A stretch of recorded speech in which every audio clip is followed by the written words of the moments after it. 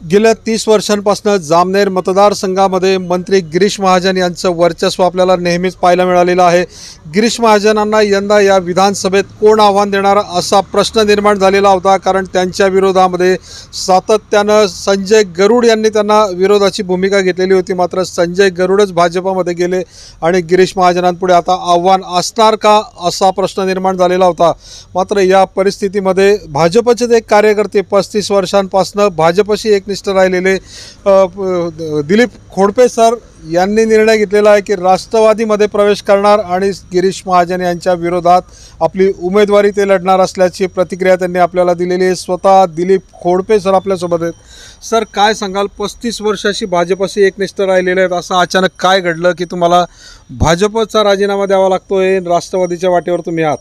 भाजपचे म्हणजे नेत्यांशी वगैरे माझं नव्हतं, परंतु त्यांचं जे वागणं आहे आणि ध्येय धोरणं सोडून जे वागतायत ते माझ्या मनाला पटलं नाही।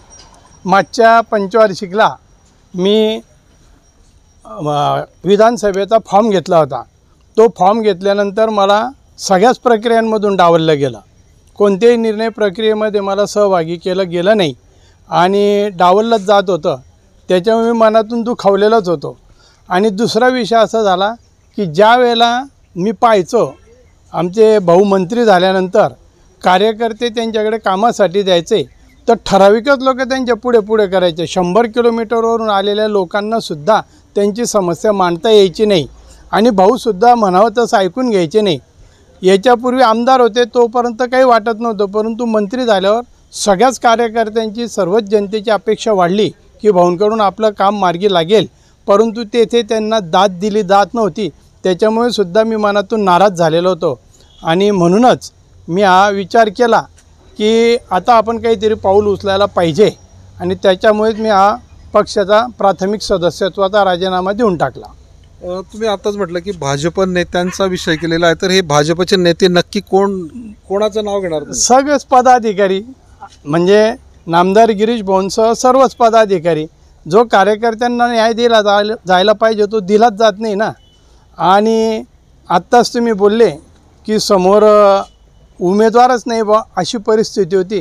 कदाचित त्याचाही परिणाम असेल की त्यांच्यामध्ये शैथिल्य आलं असेल आणि काम करण्यासाठी जर उत्साहाने कार्यकर्त्यांच्या समस्या ऐकायला पाहिजे त्या ऐकल्या जात नव्हत्या आणि हे प्रकर्षाने मला जाणवत होतं।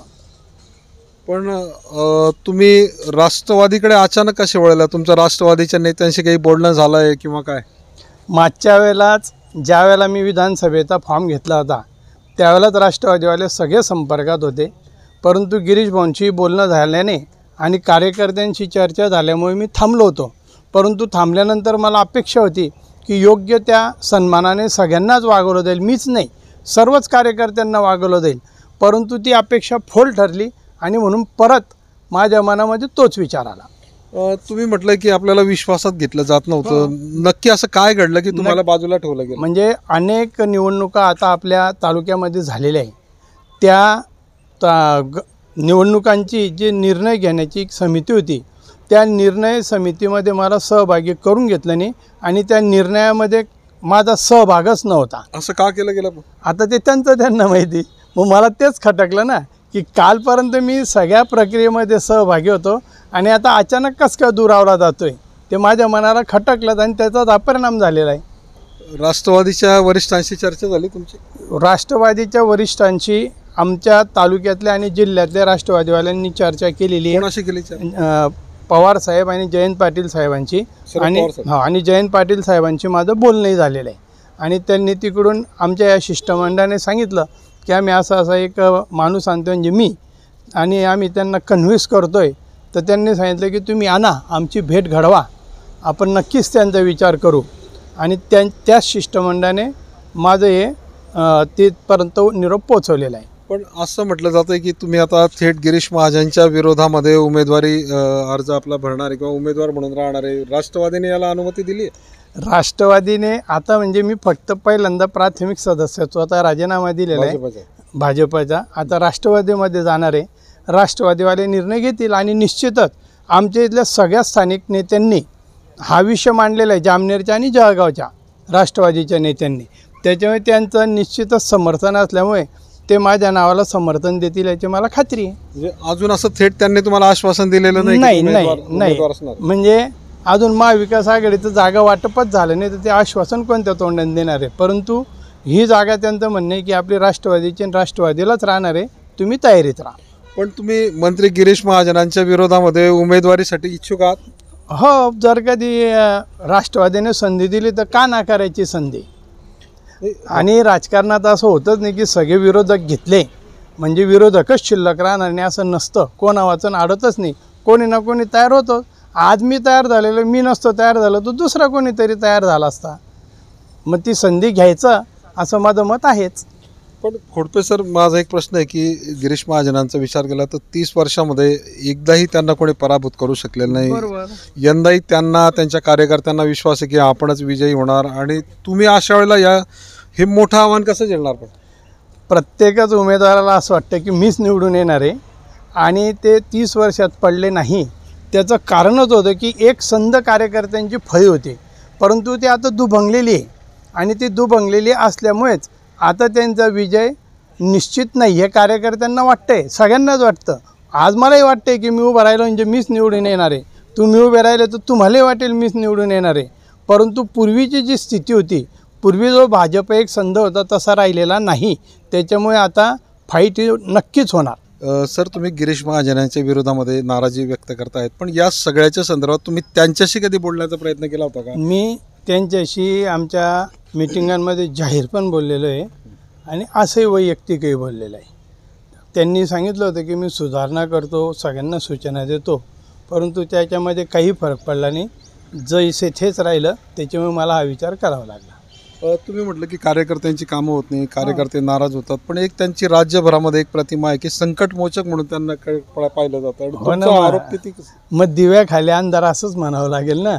ते राज्यामध्ये टाईम देऊ शकता, परंतु जामनेर मतदारसंघात वेळ देऊ शकत नाही असं माझं म्हणणं आहे. आणि मीच नाही म्हणत, कार्यकर्तेसुद्धा तुम्हाला सांगतील त्यांच्या किती भेटी झाल्या आणि काय झाल्या म्हणून. कार्यकर्ते नाराज असं म्हणायचं तुम्हाला? हो, प्रश्नच नाही. कार्यकर्ते एवढे दुरून येतात, काम घेऊन येतात, काम होत नाही, ते नाराज होऊन परत चालले जातात. सर, भाजपमध्ये 35 वर्ष तुम्ही काढले आणि आता हे भाजप सोडताना तुम्हाला दुःख होत नाही? एकनाथ खडसे भाजप सोडलं सातत्याने म्हणतात की मला वेदना झाल्या, खूप झालं. मला सुद्धा वाटतंच ना, परंतु वेळ माझ्यावर का आली हा विचार त्यांनी करायला पाहिजे. मी वेळोवेळी सूचना देऊन सुद्धा ते जर सुधारणा करत नाही तर शेवटी माझा नाईलाज झाला आणि काही सुखासुखी मी सोडत नाहीच आहे, परंतु नाईलाज म्हणून मला सोडावंच लागतंय. तुमची आणि त्यांची कारकीर्द सोबत सुरू झाली गिरीश? हो, जवळपास आम्ही बरोबरच लागलो कामाला पक्षामध्ये. तुम्ही त्यांचे कार्यकर्ते होते का ते तुमचे होते? एकूण एकच पक्षाचेच कार्यकर्ते आणि ते इथले स्थानिक असल्यामुळे तेच नेते म्हणावे लागतील. पण मला एक म्हणायचं आहे की एक काळ असा होता, भाजप सातत्याने अनेक वर्ष विरोधात होता, त्या काळात तुम्ही जोमाने काम केलं, आता सत्तेत आला ना आता तुम्ही बाहेर पडतायत. मग माझं दुःख तेच आहे ना की ज्या वेळेला उभं राहायला सुद्धा कोणी तयार नव्हतं तेव्हा मी लढत दिलेली आहे, संघर्ष केलेला आहे. आणि चांगले दिवस आले असता आम्हाला बाजूला लोटलं जात आहे, बाजूला डावललं जात आहे. ते तुम्हाला असं वाटतंय की तुम्ही फाईट देणार, तुम्ही विजयी होणार? पहिला मुद्दा असा आहे की आजपर्यंत जेवढे उमेदवार आलेले त्या सगळ्या उमेदवारांना हात जोडून सांगणं पडलं की मी इच्छुक आहे, माझ्याकडे लक्ष द्या. एकमेव मी असा उमेदवार आहे की जनतेतून मागणी होती की सरांना उभं करा, म्हणून मला या जनाधाराची खात्री आहे की त्या जनाधाराच्या भरोश्यावर मी निवडून येऊ शकेल.